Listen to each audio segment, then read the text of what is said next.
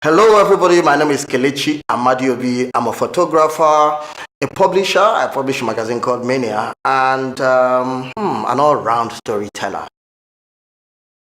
I'ma get it. I'ma get it. I'ma get it. I'ma get it. I'ma get it. I'ma get it. I'ma get it. Why did you pick this career path over practicing your law degree? Well, people always ask this question. Oh, how come you dropped law to go into photography? I like to look at it the other way around, I have been an artist all my life, right from primary school up to secondary school. The usual drawing Spider-Man and Incredible Hulk kind of scenario. And, but I grew up in Umuahia. To cut a long story short, I come from a family of lawyers. My father was a high court judge, and in my house, there were two main professions you were allowed to study, law or medicine, and I naturally chose law. So when I got into university is when I realized that people were making a living as artists. So I started, after coming out of law school in 1993, as a painter. So I started my career as a painter, and so still in the visual arts. So the question is this, or the real situation is this: I started as an artist, took a break to study law, and continued as an artist, and then morphed into a photographer. When did you consider yourself a success in this field? Well, what is my definition of success? First of all, for me, success is about the process of movement. It is not an arrival, So maybe we should say, achieving certain goals. Well, I'm constantly setting goals. The first time I sort of considered myself a success was when, a long time ago, I decided I was going to be, I need to be top 10 photographers in Nigeria, and I got nominated as best photographer in the St. Maurice Style Award. I was like, 2000 or so, and but for me, success is a flow, a continuous flow. How do you push through your worst times? Yes. Life is full of ups and downs. Hard times come, but they are there to go. They usually come in brief moments. What do I do when things are really tough? Start on personal projects. Maybe no client calls you for a month. Don't sit down waiting for the client. Get on the streets, do some photography, start working on a personal project. And the funny thing, once I start doing that, it starts a whole whirlpool of activities that then take us out of the bad times. So what would be your greatest achievement in your line of business so far? Greatest achievements. I don't know that there is one greatest achievement in my line of work. I really take my career and my life one day at a time, and sometimes, yes, it looks like you've made a bit of a leap, but then there's this bigger mountain that you and then there's another one, and then there's another one. Earlier in my career, maybe I could name one or two things, maybe shooting some very important people or earning some big fat, money from clients. But right now, it's all about the daily grind and enjoying the process. There is no one major achievement that comes to mind. What keeps you awake at night? What keeps me awake at night? Well, I get excited if I have a new project at hand, let's say a new creative idea, and that excites me. Always, if I am going into an area that I'm unfamiliar, that is not very familiar, it's something I love to do. I like to dive into the unknown, put myself at a disadvantage, get into an area where you're a bit ignorant, and then you're wired to swim, or drown. So a lot of times this provides an environment for me to learn something new. And each time I try this, I learn some profound lessons.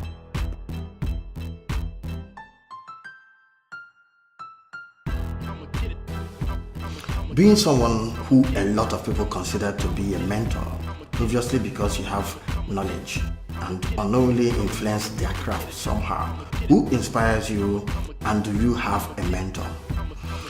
I've always had mentors at different times of my life, so at a point in time, I had some photographers who I absolutely enjoyed their work. I was enjoying Anne Leibovitz. I thought her work was quite interesting. A guy called Herb Ritz, a fashion photographer called Nick Knight in London, really good. Another chap called Rankin, I thought he was very, very cheeky, So at some point in time in my life, and then I started looking for inspiration away from photography. And yes, I've always been influenced by Bob Marley, again, people like Martin Luther King, Mahatma Gandhi, and Fela. I look at the way they have taken their message and they have been able to change the world. And I see photography as a medium through which you can speak, So at every point in time, I do have one or two mentors, people who inspire me. Sometimes it doesn't necessarily have to be within the photography industry. It's all about life. Do you ever get under pressure? Are you immune to it and think pressure is just a thing of the mind? Well, pressure is good. A lot of times you're working and work itself starts to assume a kind of feeling of urgency, where you're getting calls from clients, deadlines and things like that. Well, that kind of pressure, okay, what do I do? What do we do? Get down to work, the minute by minute, hour by hour, journey towards achieving your goal gives you the feeling of, each time you cut away at the pressure. And the more you work, the more you reduce the pressure. So for me, pressure is there. Being a publisher of Mania magazine, for instance, we are constantly under pressure to bring out the next edition. Now, that is what pushes us to create. I heard some people say, hey, if you want to be a professional, just get down to work and start creating. Inspiration is for amateurs. Don't wait for inspiration. Just get to work, and one thing leads to the other, and that is how it goes.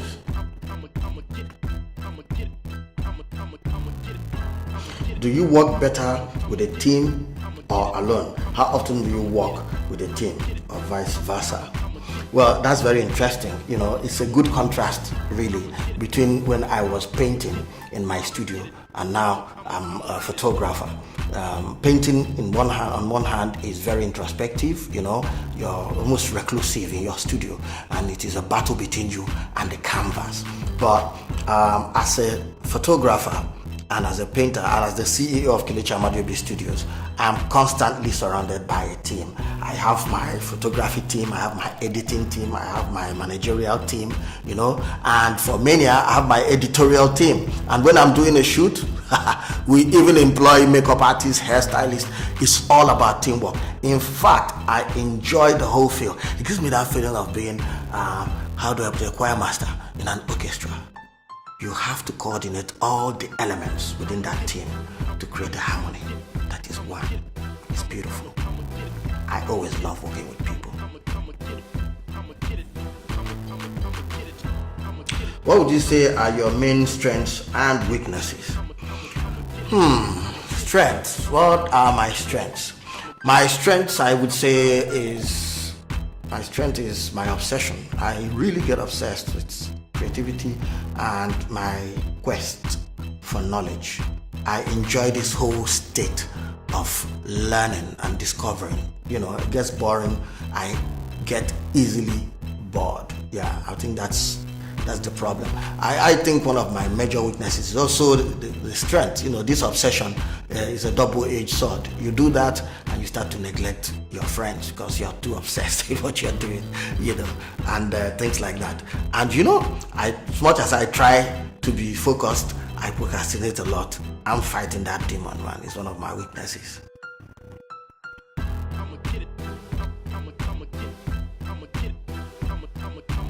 You're a very busy man. What do you do to continuously develop your skills?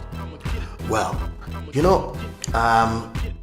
photography, art, cinematography, I call myself a creative entrepreneur. And, creativity in itself is not like a factory. It's not like Coca-Cola when you have like one formula and then, you constantly package and repackage it and you keep making your money. No, is a pot of ideas that have to constantly evolve. You have to keep bringing out new formulas, or formulae or whatever, and you have to constantly evolve. So for me, how do I stay on top of my process? I dedicate a certain number of hours every day to research and development, to find out what's the next thing, what's the new thing, think of new horizons and new ways of doing things, learn new skills. I actually enjoy that process. So that is me, and that is my work process. What is the worst scenario you have faced in your career, and how did you solve it? There are a lot of embarrassing moments. I remember once I went to this office somewhere in Marina, and I was going to do some headshots for the CEO of a big oil company. And there I was setting up. That was a long while ago. In those days, we would trigger our flash with the cable. So you have to use what is called a flash sync cable. Connect your light to the camera. So I said, let me test the light, and I realized there was no flash sync cable. I said, oh my goodness. All this, Imam was very impressed. He said, oh wow, so you're setting up all these lights just to make a headshot. I said, yeah, we don't play here. We're serious professionals. And I whispered to one of my sisters, I said, in the next 5 minutes, go and get me a flash sync cable from our lawyer, or else we are dead, So the guy quickly, dashed off, and I decided to engage the client, in some intellectual discussion, and the guy was enjoying our discussion, and while my guys were fiddling with the rest of the lights. So he didn't know, and this guy just brought back my flash sync cable, and we started the shoot. Whew. Luckily for us, it was in Marina, close to our lawyer. Otherwise, would have been dead. Or the one that happened to me again was this time very far from Lagos. So where I was doing a family photo shoot.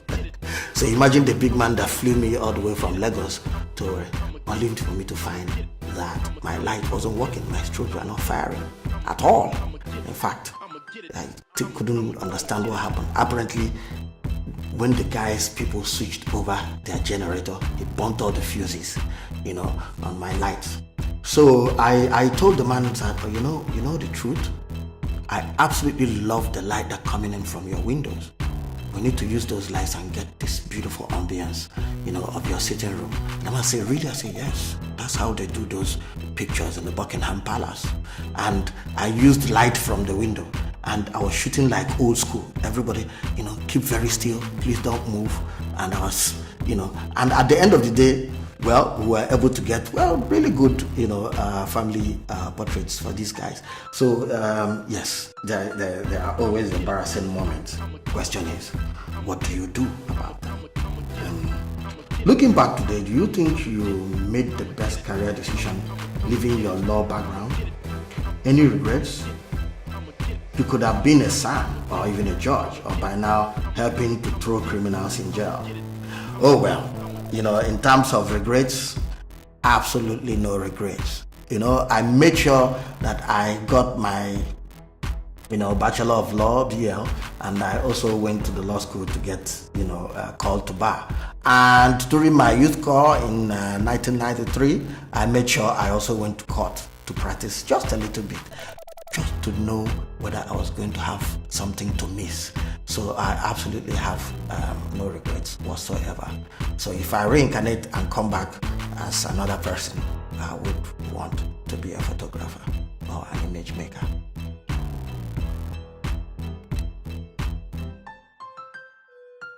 What else do you enjoy other than photography? Oh, well, a lot. Hanging out with family, it's beautiful, hanging with the children. I like music a lot, so while they are doing makeup and hair, I'm fiddling with the turntable and trying to pretend that I'm a DJ, and I love dancing also, when there is time for that. So, sports also. And most of all, I love movies. Yeah, and I'm getting obsessed with cinematography these days. What else? You have been one to keep up with the photography trends and have evolved from time to time. What would you love to see change in the photography industry, being one of the highly respected veterans in the business? What advice would you dish out? Well, one of the things I would like us to do, to implement in the photography industry, first is to create a kind of synergy between the practitioners in the industry.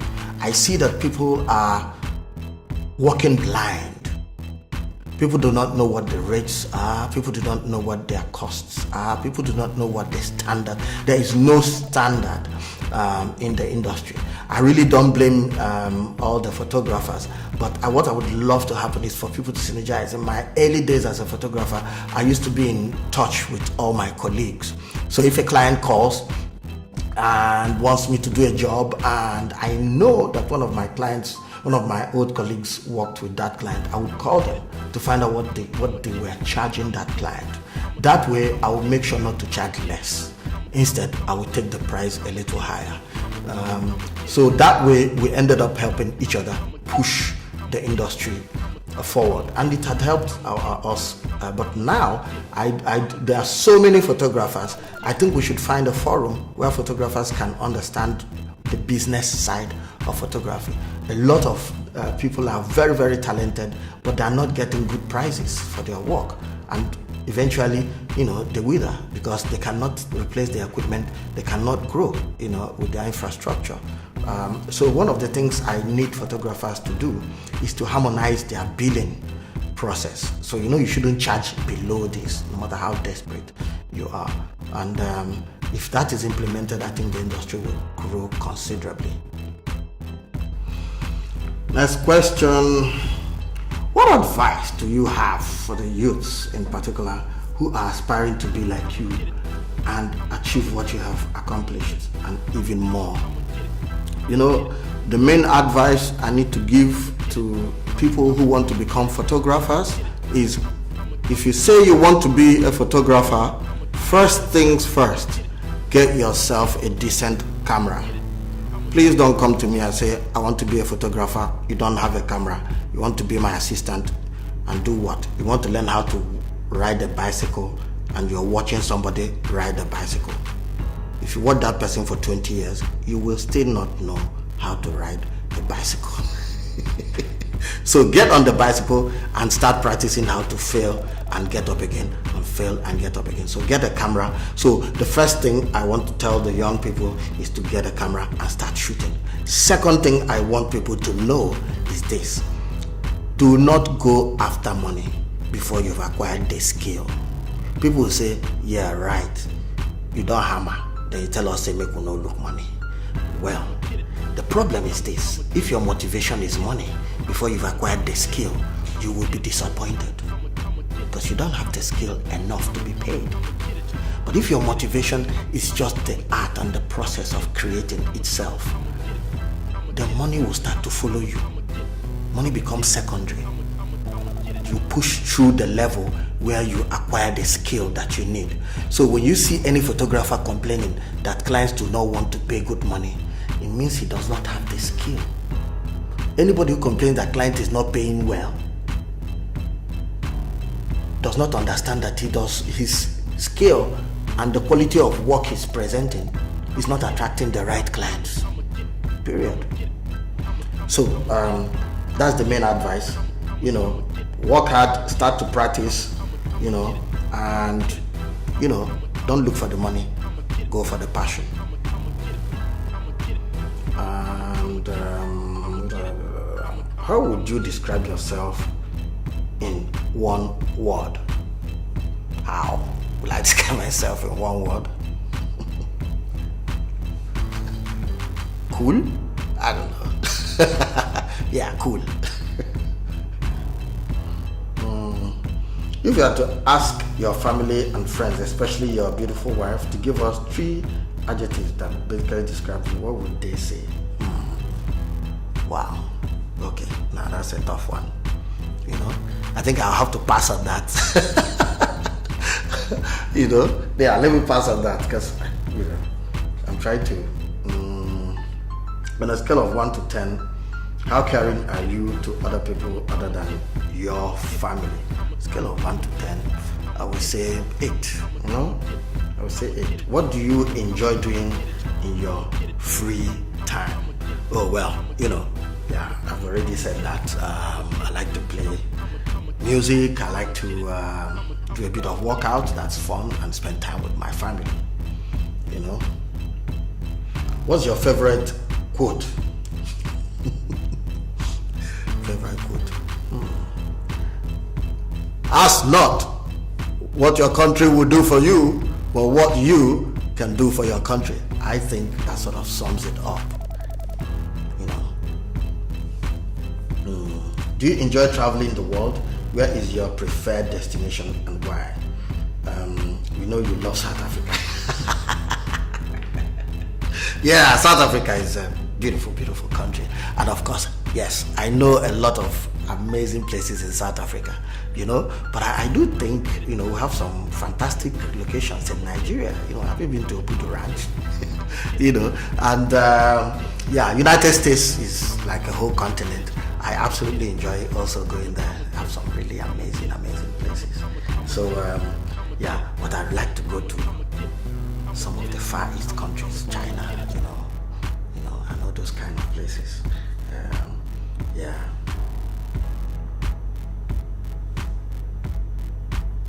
Okay. Do you love music? What genre of music are you into? Name some of the songs and artists. Look, I'm not very choosy about the kind of music I listen to. I vote with my ears. I love jazz, yes, I love a bit of classical music now and then, but I also love the Nigerian sounds that are coming out these days. The Afrobeat, the new Afrobeat, Afro-pop, hip-hop, yeah, so I am that kind of person that, I want to absorb. There was a time I was obsessed with music from Mali, Salif Keita, and all these guys, I know that they're high-pitched chanting, Yosun Duo and the rest of them. But these days, I'm enjoying all that shako stuff. Yeah. Yes. So, let me see. Do you enjoy traveling the work? I've read that. What's your favorite quote? If you have an opportunity. If you have the opportunity and honor to serve this great nation as president, what would you do differently? What would I do differently as the president of Nigeria? Well, what I would do differently is to let Nigerians know that Nigeria exists as a country. Let Nigerians start to look towards having a real country. So you ask somebody, I will say, I'm an Igbo man, or a Yoruba man, or Hausa man, or Yoruba man. Let Nigerians learn what it means to be Nigerian, give them a definition of that, and give them a destination so we can build a nation. Right now, yeah, it's all over the place, man. People are just running helter-skelter like a headless chicken.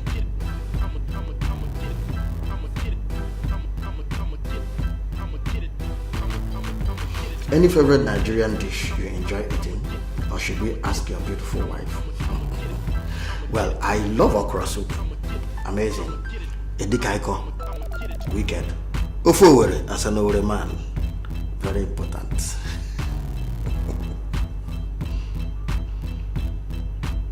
Finally, Nigerian jollof rice or Ghanaian jollof rice? My friend, stop that question. Nigeria jollof is bad. Bad as in good.